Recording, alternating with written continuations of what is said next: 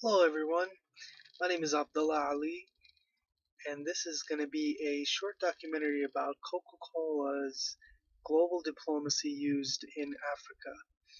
The country that I use as a base of this analysis is South Africa, and we'll get to see how Coca-Cola, the world's top three brand, uses globalization as a platform to reach out to a continent that has been lagging behind in the informational and digital era.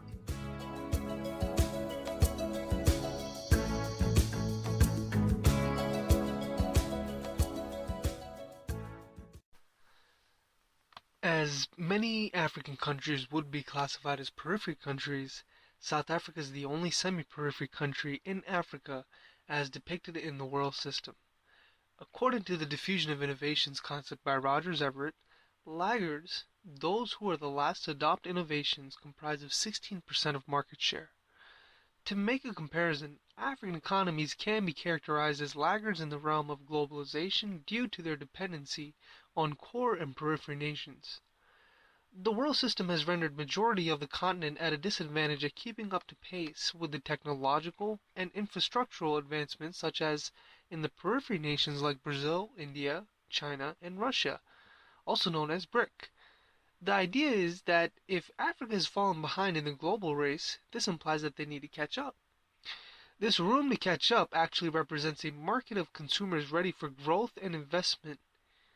Companies vested in the South African region, like Coca-Cola, have established campaigns and efforts to reach out to rural communities and villages to spread the message of globalization through the name of a cold, soft, bubbly cola beverage.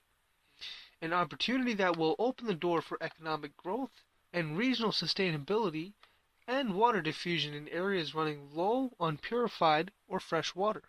Any good we secure for ourselves is uncertain until it is secured for us all. This is the fundamental belief of the Coca-Cola Africa Foundation, which exists primarily to invest in corporate social investment projects that help to create sustainable communities so that this dream of a common future can be realized. The Coca-Cola Africa Foundation was established in 2001 as an African community foundation in response to the growth and impact of the HIV pandemic. In 2002, the foundation and Africa-based Coca-Cola bottlers established the most extensive employee healthcare program for HIV/AIDS and related conditions in Africa. Once the Coca-Cola system successfully funded the workplace HIV/AIDS programs, the foundation redirected its HIV efforts to solely fund prevention and awareness services for communities. As part of its mission is to strengthen and empower African communities, the Coca-Cola Africa Foundation also formed partnerships with local grassroots and international non-governmental organizations to deliver HIV/AIDS education and prevention. The Foundation's community activities focus on one of four key areas central to life in Africa: water, health, education, and entrepreneurship. By providing assistance in the most critical areas of need, we strive to improve the quality of life for communities in Africa and expand the opportunities for those who live there. So, Coca-Cola is valued at $54.9 billion, sees the potential for its own growth in the African continent by observing market trends in South Africa and comparing them to emerging markets elsewhere in the world, such as Mexico and India, where servings per capita increased steadily over the past 10 years. Although the company is not vertically integrated, Coca-Cola's logistics and supply chain distribution allow the company to innovatively expand to even the most rural parts of Africa. The company produces concentrate, which is then sold to licensed Coca-Cola bottlers throughout the world. The bottlers, who hold territorially exclusive contracts with the company, produce finished product in cans and bottles from the concentrate in combination with filtered water and sweeteners. The bottlers then sell, distribute, and merchandise Coca-Cola to retail stores and vending machines. The Coca-Cola Company also sells concentrate for soda fountains to major restaurants and food service distributors. Coca-Cola plans to erect 150 kiosks in 20 countries that will offer water, electricity, and internet connections. They may also sell Coke and other products. The announcement was made by Coca-Cola's chairman Muhtar Kent at the Clinton Global Initiative meeting. Right now, one such kiosk exists, a pilot version in Heidelberg, South Africa.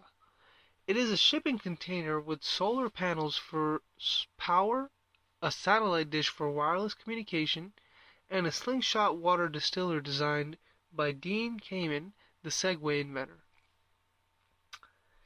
Setup costs are an issue. For example, the first slingshots cost more than $100,000 to build, but Mr. Kamen has said that he hopes volume will push the price below $2,000.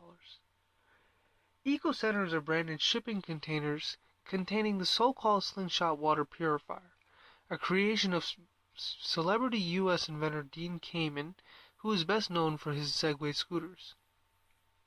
The prototype Eco Center also sports solar panels and batteries, a Wi-Fi router, and a Spaza shop-style retail front. The company calls it Downtown in a Box, and is hoping to deploy thousands of them in African, Asian, and South American countries in the next couple of years. This year's pilots in South Africa, Mexico, and Paraguay involve 5 fully fledged eco centers. Next year, there will be 10 countries targeted. The most empowering thing about it is that they will simultaneously promote female entrepreneurship.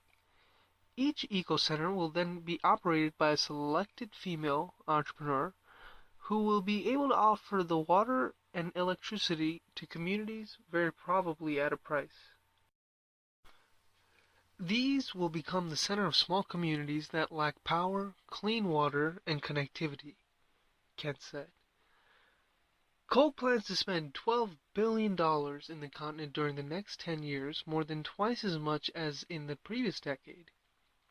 The expansion will include new juice plants to capture a growing middle-class demand for orange, mango, and other tropical fruit beverages, as well as to allow wider distribution of plastic bottles as more consumers can afford to sip on the go or buy the 2-liter family sizes that Americans take for granted. Coke has been in Africa since 1929 and is now in all of its countries. It is the continent's largest employer with 65,000 employees and 160 plants.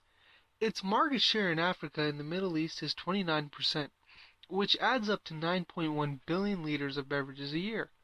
But now the small shops in the back alleys have become more important as Coke wagers on Africa finally emerging as a viable market in the next 20 years, riding a hoped-for wave of improving governance and demographics.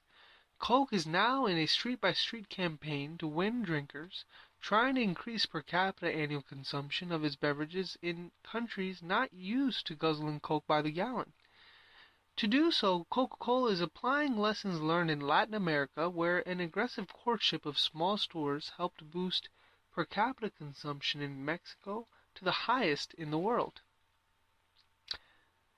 As Muhtar Kent, the CEO of Coca-Cola, said, Africa is the untold story and could be the big story of the next decade, like India and China were this past decade.